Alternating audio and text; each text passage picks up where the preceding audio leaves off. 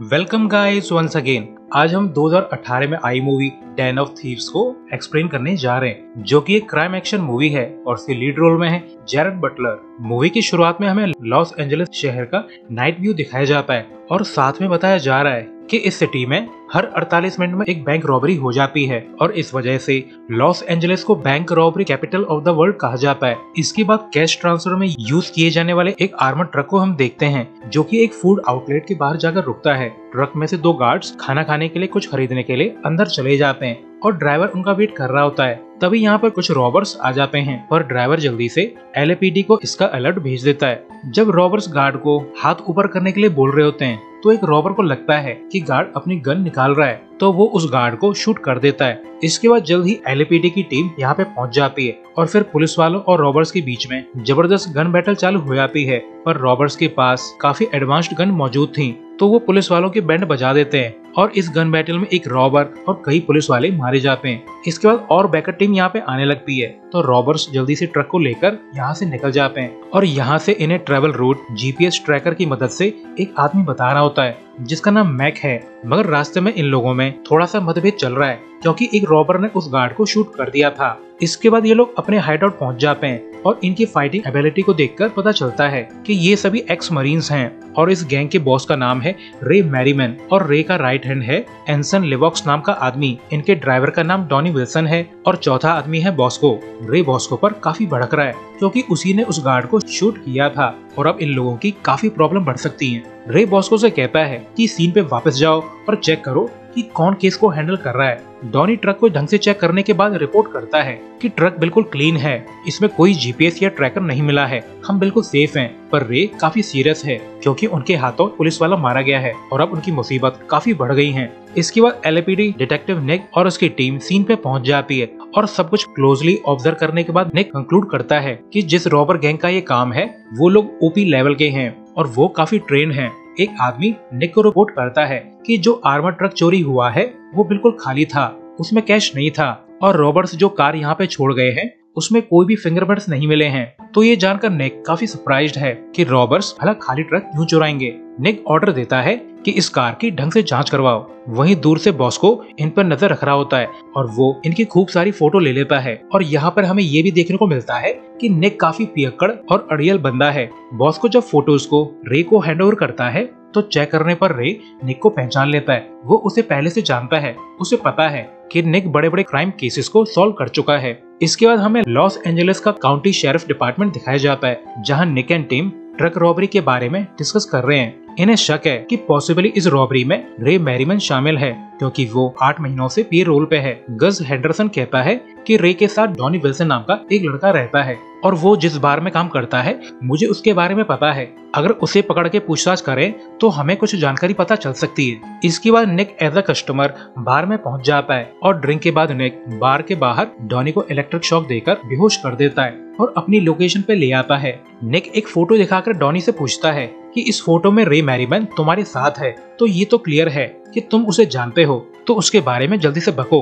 तो डॉनी बता देता है कि उसे पैसों की जरूरत थी और रे को अपनी टीम में एक आदमी की जरूरत थी, तो उसने मुझे एज अ ड्राइवर अपनी गैंग में रिक्रूट किया था। डॉनी बताता है कि रे और उसके गैंग ने एक स्टेडियम से काफी बड़े अमाउंट में कैश चोरी किया था। पर जब निक पूछता है कि रे का आगे का प्लान क्या है तो डॉनी सिर्फ इतना ही कहता है कि वो बस ड्राइवर है और रे कोई भी एक्स्ट्रा इन्फॉर्मेशन उसे शेयर नहीं करता। ये जानकारी मिलने के बाद निक डॉनी को फ्री कर देता है और कहता है कि जैसा अब तक चल रहा है वैसा ही चलने दो और रे और उसके गैंग की एक्टिविटीज पर नजर रखो और मुझे रिपोर्ट करते रहना। तो डॉनी इसके लिए मान जाता है। इसके बाद जब निक चुपचाप अपने घर पहुंचता है तो उसकी वाइफ डेबी उससे काउंटर करती है। अब डेबी निक के रवैये से काफी ज्यादा तंग आ गई है क्योंकि निक हर समय नशे में रहता है और फैमिली उसके लिए लीस्ट प्रायोरिटी पे है। तो तंग आकर डेबी बच्चों को लेकर घर छोड़ के चली जाती है। हालांकि निक उसे रोकने की काफी कोशिश करता है पर कोई फायदा नहीं। इसके बाद रे अपनी टीम के साथ अपनी नेक्स्ट रॉबरी की प्लानिंग करने लगता है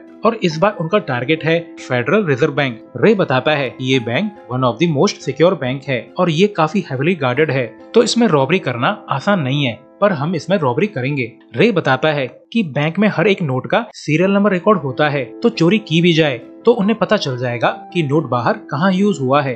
मगर डेली बेसिस पे $30 मिलियन के पुराने नोट डिस्ट्रॉय किए जाते हैं और उनके बदले न्यू नोट इशू किए जाते हैं। मगर उनके डिस्ट्रॉय किए जाने से पहले हम उन $30 मिलियन को लूटेंगे। तो ये सुनकर बॉस को काफी एक्साइटेड है।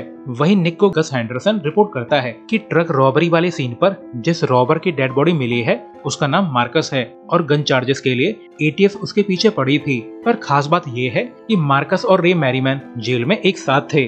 गस हैंडरसन बताता है कि इंसन लिवॉक्स एक्सप्लोजिव एक्सपर्ट है और रे मैरीमैन वेपन चलाने में, और लिवॉक्स, रे, डॉनी और बॉस को सभी के सभी ex-US मरीन हैं और ये लोग अपने काम में बेस्ट हैं। तो निक कंक्लूड करता है कि हाल फिलहाल में हुई सभी बड़ी चोरियों में ये गैंग इन्वॉल्व है, क्योंकि जितने टाइम रे मैरीमैन जेल में रहा एक भी चोरी नहीं हुई। अगर इन्हें पकड़ लिया जाए तो सारे केस सॉल्व हो जाएंगे। वहीं दूसरी तरफ रे अपने रॉबरी प्लान को एक्सप्लेन कर रहा होता है, तो डॉनी एस्केप रूट्स के लिए बैंक के चारों तरफ के रूट्स को स्टडी कर रहा होता है, क्योंकि आखिर ड्राइवर तो वही होगा ना। इसके बाद ये लोग अपनी आगे की स्ट्रेटेजी बनाने के लिए अपने हाइडआउट लौट आते हैं। वहीं दूसरी तरफ एक लॉयर निक को इन्फॉर्म करता है कि उसकी वाइफ ने डाइवोर्स फाइल किया है। तो ये जानकर निक काफी शॉक्ड है, क्योंकि उसे ये उम्मीद नहीं थी कि डेबी उसे डाइवोर्स दे डालेगी। इसके बाद दिखाया जाता है कि डॉनी एक पिज्जा डिलीवरी बॉय बनके बैंक में पहुंच जाता है। हालांकि वो सबकी नजर में है, पर वो काफी कॉन्फिडेंस के साथ अंदर पहुंचकर पिज्जा डिलीवर कर देता है। पर बाहर आने से पहले डॉनी वॉशरूम की वेंट में कुछ छुपा देता है। डॉनी जब बैंक से बाहर निकल रहा होता है तब निक और उसकी टीम उस पर नजर बनाई हुई थी। शाम को रे और उसका गैंग एक रेस्टोरेंट में डिनर के लिए इकट्ठा होते हैं,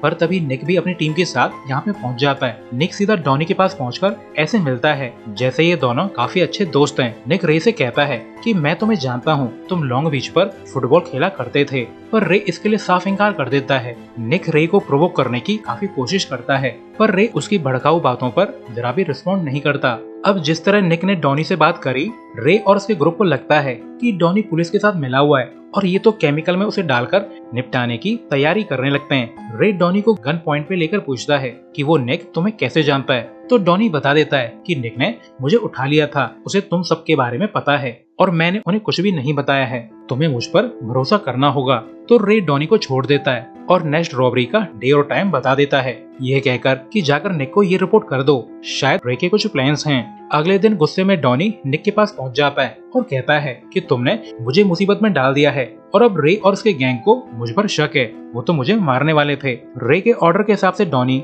रॉबरी का डे और टाइम बता देता है, पर जब निक रॉबरी की लोकेशन के बारे में पूछता है तो डॉनी कहता है कि उसे सिर्फ इतना ही पता है। इसके बाद रात को निक एक नाइट क्लब जाता है जहां एक स्ट्रिपर उसे सेड्यूस करने लगती है और अपने रूम पर इनवाइट करती है, पर फिर हमें पता चलता है कि ये सब रे की प्लानिंग थी और ये स्ट्रिपर रे की गर्लफ्रेंड है। रे के कहने पे ही इस लड़की ने निक को बता दिया है कि अगली चोरी पिको रिवरा बैंक में होने वाली है। तो निक अपनी टीम को कॉल करके रेडी होने को कहता है। नेक्स्ट डे निक अपनी बेटी के स्कूल को विजिट करता है। निक को पता है कि वो अपनी बेटी से अब ज्यादा नहीं मिल पाएगा, क्योंकि डेबी ने उसे डाइवोर्स दे दिया है, पर निक अपनी बेटी से प्रॉमिस करता है कि जल्द ही सब कुछ ठीक हो जाएगा। निक अपनी फैमिली को काफी मिस कर रहा है। इसके बाद रे और उसका गैंग अपकमिंग हाइस्ट के लिए रेडी होने लगते हैं और रे एक गन डॉनी को भी पकड़ा देता है और उसे बेसिक टिप्स भी देता है। लगता है शायद उसे डॉनी के पास्ट के बारे में पता नहीं है। वहीं दूसरी तरफ निक और उसकी टीम भी रे और उसके गैंग को हंट करने के लिए रेडी होकर निकल जाते हैं। इसके बाद रे और उसका गैंग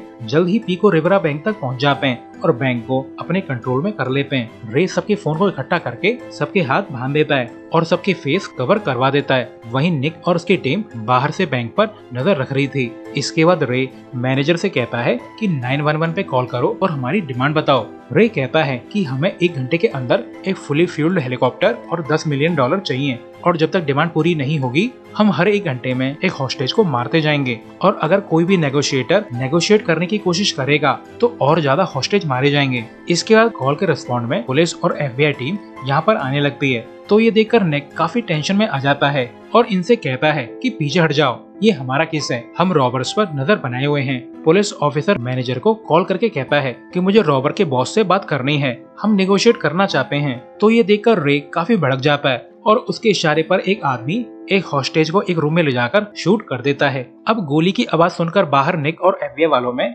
काफी आर्गुमेंट होने लगता है।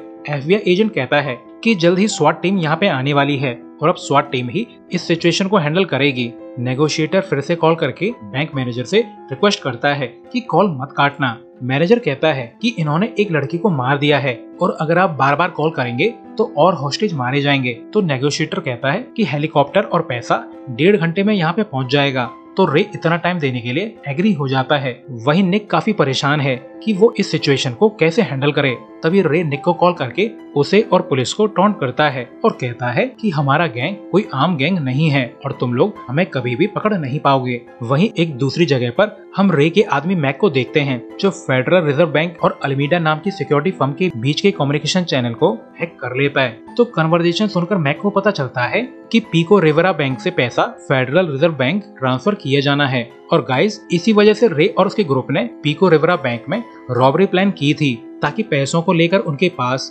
फेडरल रिजर्व बैंक में इंटर करने का मौका होगा। रे और उसका गैंग बैंक की वॉल्ट को खुलवा लेते हैं और फिर बैंक के अंदर एक्सप्लोजिव डिटोनेट कर देते हैं। बाहर सभी लोगों को लगता है कि रॉबर्स ने वॉल्ट उड़ा दी है, पर मैप को देखकर निक को रियलाइज होता है कि ये एक्सप्लोजन तो बस एक डायवर्जन है और शायद रॉबर्स सीवर पाइप के थ्रू बैंक से बाहर निकलने वाले हैं। तो निक जल्दी से बिना किसी की परवाह किए बैंक के अंदर पहुंच जाता है। निक देखता है कि सभी के सभी हॉस्टेज जिंदा हैं, इवन वो लेडी भी जिसे रॉबर्स ने मारने का दावा किया था। इसके बाद निक एंड टीम को पता चलता है कि रे और उसका ग्रुप एक्सप्लोजन से होल करके अंडरग्राउंड टनल से भाग गए हैं और अब धीरे धीरे निक को समझ में आ रहा है कि रे का next target federal reserve bank है। तो निक एंड टीम FBI और बाकी टीम को बिना कुछ इन्फॉर्मेशन दिए ही यहाँ की सीन की जिम्मेदारी उन्हें देकर यहाँ से निकल जाते हैं। वहीं दूसरी तरफ हमें दिखाया जाता है कि रे और उसका राइट हैंड लिवॉक्स स्टोलन आर्मर ट्रक को अल्मीडा सिक्योरिटी फर्म के नाम से पेंट करा के और सिक्योरिटी फर्म की यूनिफॉर्म पहन के बैंक पहुंच जाते हैं। दरअसल पीको रिवेरा बैंक से चुराए पैसों को फेडरल रिजर्व बैंक में ट्रांसफर करने के बहाने ये इंटर कर रहे हैं। फिर हमें दिखाया जाता है कि डॉनी पैसों के एक कंटेनर में छुपा हुआ है जो कंटेनर के साथ उस रूम तक पहुंच जाता है जहां कैश की काउंटिंग होनी है और जब तक कैश काउंट न हो जाए रे और लिवॉक्स को वेट करने को कहा जाता है। अब प्लान के नेक्स्ट स्टेप को एग्जीक्यूट करते हुए बॉस को बैंक की लाइट काट देता है। डॉनी फटाफट EMP को एक्टिवेट कर देता है जिससे कंट्रोल रूम का सर्विलांस सिस्टम डिसरप्ट हो जाता है। तो जब CCTV कैमरा डीएक्टिवेट हो गया होता है तो डॉनी फटाफट एक दूसरे कंटेनर में से कैश निकालकर ट्रैश बैग में भरने लगता है। तो मॉनिटर पर गड़बड़ देखकर सिक्योरिटी वाले अलर्ट हो जाते हैं और चेक करते हैं, पर उस रूम का एक्सेस इनके पास नहीं था। तो गार्ड इस रूम के इंचार्ज को बुलाने के लिए चला जाता है। तो गाइस, यहाँ पे आकर चल क्या रहा है ये क्लियर कर लेते हैं। पीको रिवेरा बैंक से कैश फेडरल बैंक आया है जिन्हें काउंट किया जाना है। तो डॉनी इस नोट वाले कंटेनर से निकलकर एक दूसरे कंटेनर से पैसे चुराकर ट्रैश बैग में भर रहा है और फिर इन बैग्स को कचरे के कंटेनर में डाल देता है। यहाँ पर मैं क्लियर कर दूं कि जिस कंटेनर से डॉनी ने पैसे निकाले हैं उसमें पुराने नोट हैं जो कि बैंक पहले ही काउंट कर चुकी है, तो इन्हें सेकंड टाइम बिना काउंट किए ही डिस्ट्रॉय किया जाना है। तो अगर डॉनी इन पैसों में से कुछ पैसे गायब कर भी ले तो किसी को भी पता नहीं चलेगा। और रही बात चुराए हुए पैसों को बैंक से बाहर ले जाने की, उसके लिए डॉनी ने पैसों के बैग्स को गार्बेज कंटेनर में डाल दिया है जिसे एज अ गार्बेज बाहर फेंका जाना है। वेल, कूड़े को कौन चेक करेगा। वहीं कैश काउंट करने वाला बंदा रे से बोलता है कि पीको रिवेरा बैंक के पैसों की काउंटिंग बिल्कुल ठीक है, मगर अजीब बात यह है कि तुम जब पैसों को लाए थे तब बॉक्स फुल भरे हुए थे, मगर एंड में बॉक्स में कैश आधा कैसे हो गया। और उससे भी ज्यादा अजीब बात यह है कि काउंटिंग में एक भी नोट कम नहीं है। असल में गाइस, एक कंटेनर में डॉनी छुपा हुआ था। तो शुरुआत में कंटेनर भरा हुआ लग रहा था, मगर उसके बाहर निकलते ही कंटेनर आधा हो गया। और वैसे भी डॉनी ने इस कंटेनर से कुछ भी चुराया नहीं था, तो कैश की काउंटिंग बिल्कुल ठीक निकली। वहीं दूसरी तरफ जिस गार्बेज बॉक्स में डॉनी ने पैसे डाले थे तो उसे एज ऑलवेज फेडरल बैंक कचरा समझकर फेंकने के लिए बाहर निकाल देती है। तो एक एम्प्लॉय एक ट्रक से उस गार्बेज कंटेनर को पिक करके यहाँ से निकलने लगता है। वहीं डॉनी भी एयर डक्ट से बाहर निकल आता है। इसके बाद डॉनी वो फूड बैग निकाल लेता है जो कि उसने लास्ट टाइम डक्ट में छुपा दिया था और फूड को डिलीवर करके डिलीवरी बॉय की यूनिफॉर्म में डॉनी सेफली बिल्डिंग से बाहर निकल जाता है। इसके बाद गार्बेज बॉक्स को लेकर ट्रक बैंक से बाहर निकल जाता है, मगर तभी यहाँ पर बिल्कुल सेम टू सेम ट्रक आ जाता है।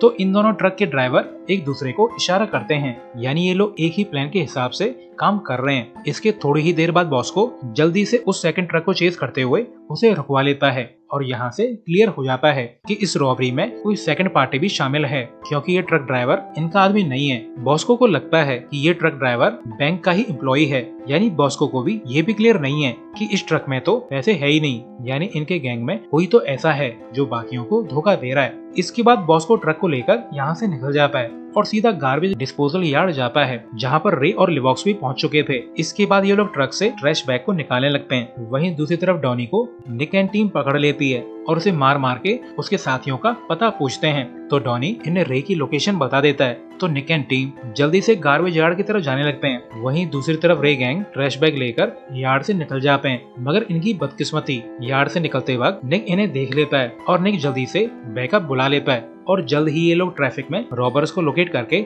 उन्हें चेज करने लगते हैं। अब रे एंड टीम काफी टेंशन में है, क्योंकि निक एंड टीम उनके काफी क्लोज है। तो ये लोग गन लेके और वेस्ट पहनकर रेडी होने लगते हैं। इसके बाद निक अपनी टीम के साथ बाई फुट ही रे गैंग की तरफ बढ़ता है। तो ये देखकर रे बाहर निकलकर गन सेट कर लेता है और फायरिंग स्टार्ट कर देता है, जिससे निक का एक साथी इंजर्ड हो जाता है। इसके बाद दोनों साइड से तगड़ी गन बैटल चालू हो जाती है, मगर जल्द ही बॉस को मारा जाता है और फिर लिवॉक्स भी। और अब बस रे बचा है। निक उसे चेज करता हुआ गोलियां चला रहा है, जिससे रे काफी इंजर्ड हो गया है। इसके बाद निक रे तक पहुंचकर उसे दनादन शूट कर देता है, जिससे रे का गेम ओवर हो जाता है। इसके बाद जब निक अपनी गाड़ी के पास लौटकर आता है तो वो देखता है कि डॉनी यहाँ से भाग चुका है। इसके बाद जब ये लोग ट्रैश बैग को चेक करते हैं तो उसमें पैसों के बजाय कैश का गार्बेज ही मिलता है। तो ये देखकर ये लोग काफी सरप्राइज्ड हैं कि रे एंड टीम कितनी बड़ी बेवकूफ थी, जो इस कचरे के लिए उन्होंने इतना बड़ा रिस्क लिया है। इस सब के बाद जब निक अपने ऑफिस लौट आता है तो वो रिसेंट इंसिडेंट्स को फिर से रिकॉल करता है और बोर्ड पे गैंग मेंबर्स की फोटो चेक करता है। सबके सब मर चुके हैं, पर डॉनी विल्सन अभी भी जिंदा है और फरार है और पैसों का भी कुछ क्लियर नहीं है। तो इसको क्लियर करने के लिए निक उस बार में जाता है जहां डॉनी काम किया करता था, पर मैनेजर बताता है कि डॉनी तो 2 दिन पहले ही काम छोड़कर चला गया है। इसके बाद निक यहाँ नोटिस करता है कि इस बार में फेडरल बैंक के एम्प्लॉइज भी काफी आया करते हैं। निक को एक फुटबॉल टीम का ग्रुप फोटो नजर आता है, जिसके सेंटर में डॉनी मौजूद था। और गाइस, इस टीम में कुछ बंदे ऐसे भी हैं जो आपने हाल फिलहाल में हुई रॉबरी के दौरान देखे किसी न किसी रूप में, जैसे ये आदमी जिसका नाम मैक है, और ये आदमी जो कि वो मोटू है जो रियल वाले पैसों से भरा ट्रक लेकर बैंक से बाहर निकला था, और ये वाला आदमी जो गार्बेज लेकर same to same second truck से पुलिस और रे गैंग को बेवकूफ बना रहा था। और सरप्राइजिंगली इन दोनों को डॉनी जानता है, मगर इन दोनों के बारे में रे गैंग जानता नहीं था, यानी ये दोनों डॉनी के आदमी हैं। तो निक को कुछ कुछ चीजें समझ में आने लगती हैं। इसके बाद जब निक बार से बाहर निकलता है तो वो देखता है कि फेडरल रिजर्व बैंक जस्ट सामने है। तो निक को सारा माजरा समझ में आ जाता है। इसके बाद सीन चेंज होता है और हमें लंदन का एक बार दिखाया जाता है। और गाइस, गेस व्हाट, यहाँ डॉनी और उसका गैंग मौजूद है और डॉनी एज प्रीवियस यहाँ बारटेंडर है। तो गाइस, फ्लैशबैक में जाकर कुछ चीजों को क्लियर कर लें कि हुआ तो हुआ क्या। असल में फेडरल बैंक में की जाने वाली रॉबरी का रियल मास्टरमाइंड तो डॉनी विल्सन था। इस प्लान को लेकर रे से डॉनी मिला था, न कि रे डॉनी से, जैसा कि डॉनी ने निक को बताया था। और डॉनी ने बैंक के पास का बार ज्वाइन किया क्योंकि बैंक के एम्प्लॉय और पुलिस वाले यहाँ बार में अक्सर आया करते थे। तो डॉनी ने सीक्रेटली बातों बातों में उनसे इन्फॉर्मेशन निकाली थी और जरूरत के लिए उसने चेक पॉइंट क्रॉस करने के लिए सिक्योरिटी पास भी चुरा लिए थे और रॉबरी के बाद कैश को टायर में छुपाकर पनामा पहुंचा दिया। Now back to present. अब लंदन में जिस बार में डॉनी है वो डायमंड एक्सचेंज के पास है। तो गाइस, डॉनी एंड टीम का नेक्स्ट टारगेट होने वाला है डायमंड एक्सचेंज, और एज यूजुअल डायमंड एक्सचेंज का स्टाफ यहाँ विजिट करता है। तो डॉनी उनसे बातों ही बातों में इन्फॉर्मेशन निकाल रहा है और इसी सीन के साथ ये मूवी एंड होती है। सो अभी के लिए good bye, thanks for watching.